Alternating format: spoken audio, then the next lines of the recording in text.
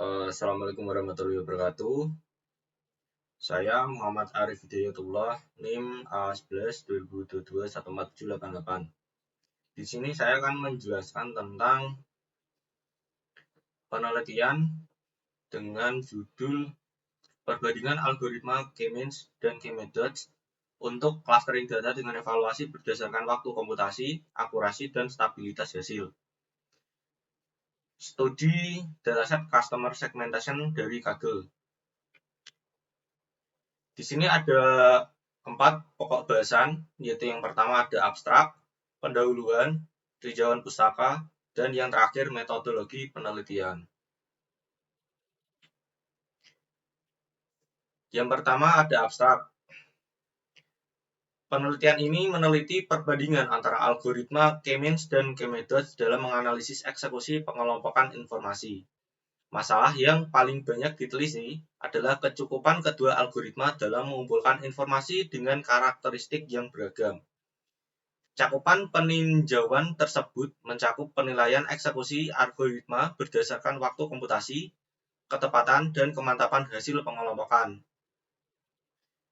Strategi yang digunakan dalam peninjauan ini adalah eksperimen dengan pengujian yang menggunakan kumpulan data yang telah ditentukan sebelumnya. Informasi tersebut diuji dengan kedua algoritma dan hasilnya dibandingkan menggunakan pengukuran penilaian seperti outline score dan Davis-Baldwin record untuk mensurvei kualitas pengelompokan. Hasil penelitian menunjukkan bahwa algoritma K-means lebih cepat dalam proses clustering. Akan tetapi, K-methods memberikan hasil yang lebih stabil pada kumpulan data dengan kebisingan yang tinggi. Kesimpulan paling penting dari pertimbangan ini adalah bahwa pilihan algoritma bergantung pada karakteristik data yang dianalisis. Sebaiknya mempertimbangkan karakteristik data sebelum menentukan metode clustering yang tepat. Kata kunci: K-means, K-methods, clustering, customer segmentation, dan dataset. Pendahuluan. Latar belakang: era digital menghasilkan ledakan data yang memerlukan teknik clustering untuk analisis efektif. K-means dan K-methods adalah dua algoritma clustering utama dengan karakteristik yang berbeda. K-means lebih cepat namun sensitif terdapat outlier, sementara K-methods lebih tahan terdapat outlier, namun komputasinya lebih lambat. Meski beberapa penelitian telah membandingkan kedua algoritma ini, perbandingan mendalam tentang kinerjanya pada berbagai data dan matriks evaluasi masih terbatas. Dan penelitian ini bertujuan untuk mengisi kesenjangan tersebut. Rumusan masalah. Penelitian ini berfokus pada 2 pertanyaan utama, yaitu yang pertama, perbandingan pelaksanaan perhitungan K-means dan K-methods dalam clustering data. Dan yang kedua, menentukan algoritma mana yang lebih produktif dalam hal komputasi, presisi, dan stabilitas. 3. Batasan masalah. Penelitian ini dibatasi pada 1. Hanya membandingkan K-means dan K-method tanpa melibatkan algoritma clustering lainnya. Dan yang kedua, evaluasi kinerja hanya berdasarkan waktu komputasi, presisi, dan stabilitas. Tujuan penelitian adalah mengetahui perbandingan pelaksanaan K-means dan K-methods dalam clustering data dan mengidentifikasi algoritma mana yang lebih produktif berdasarkan waktu komputasi, presisi, dan stabilitas. Manfaat penelitian. Penelitian ini memberikan manfaat untuk yang pertama, bagi peneliti memberikan pengetahuan mendalam tentang perbandingan kedua algoritma.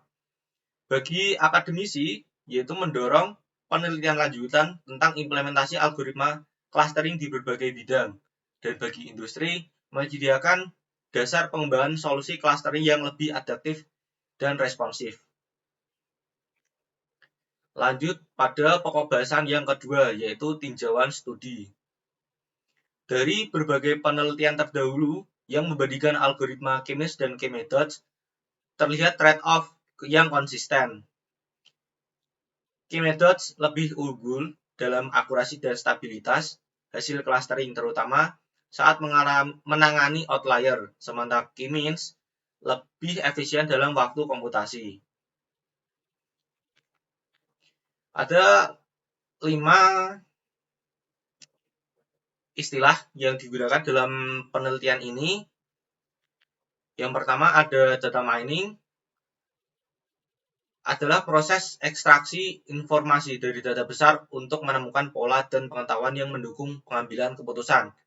Teknik ini diterapkan di berbagai bidang seperti bisnis, kesehatan, dan pendidikan, dengan clustering sebagai salah satu metode utamanya. Kedua, clustering.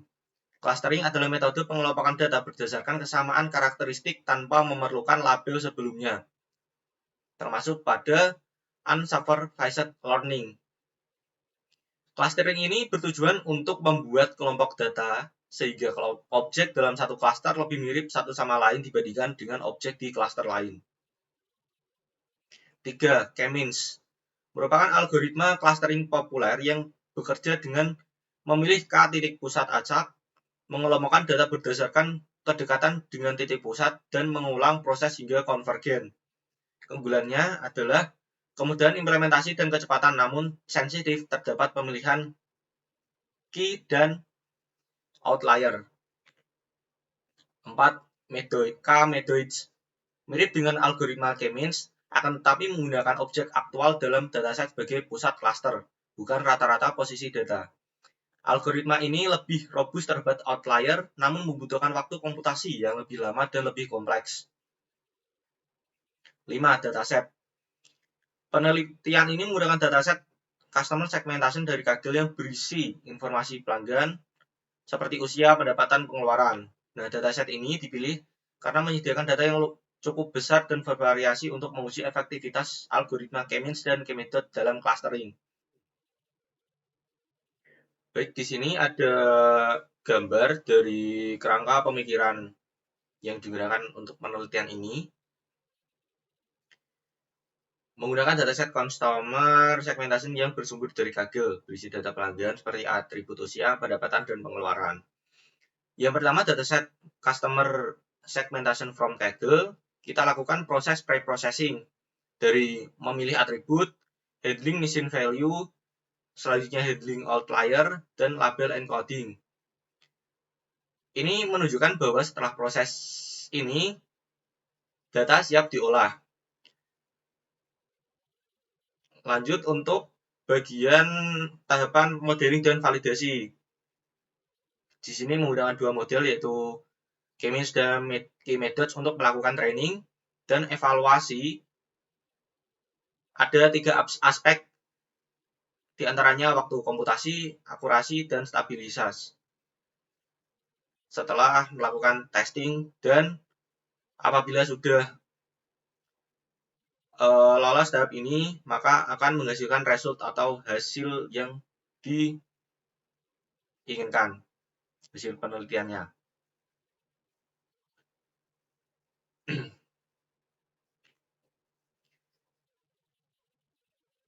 Pokok bahasan yang ketiga yaitu metodologi penelitian.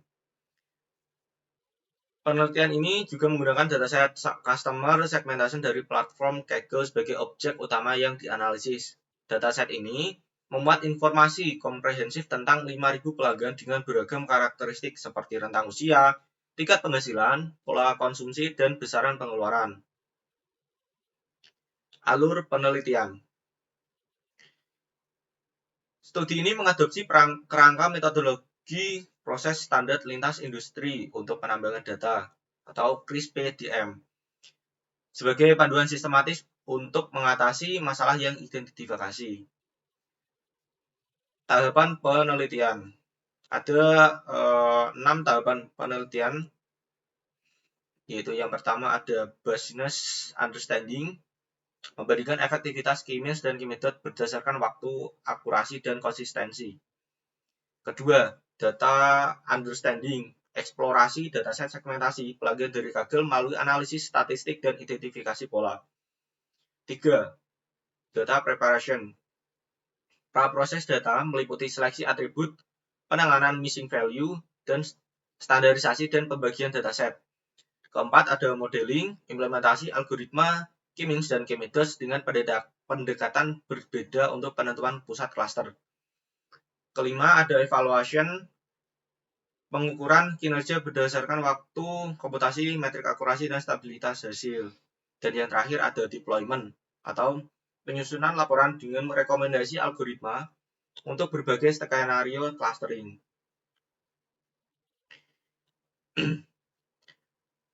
Penelitian ini membutuhkan beberapa komponen pendukung yang dapat membantu dalam menentukan hasil penelitian. Kebutuhan penelitian ini mencakup informasi seputar data, perangkat keras, hardware, serta perangkat lunak atau software. Data yang digunakan merupakan data segmentasi pelanggan yang didapatkan dari platform Kaggle dan bersifat publik. Selanjutnya ada perangkat keras. Penelitian ini didukung dengan perangkat keras laptop Lenovo Log dengan seri 15IR-H8 yang memiliki prosesor Intel Core i5 Gen 12 dengan kapasitas RAM 16GB dan SSD 512GB. Dan di sini ada perangkat lunak yang digunakan dalam penelitian ini. Di sini ada tabelnya dengan nama perangkat lunak yang digunakan dan fungsi operasionalnya. Ada Windows 11, Python, Google Colab, Jupyter Notebook, Pandas, NumPy, Matplotlib, Seaborn, Scikit-learn, Yellowbrick, PCA, Datem, Excel, dan Anaconda.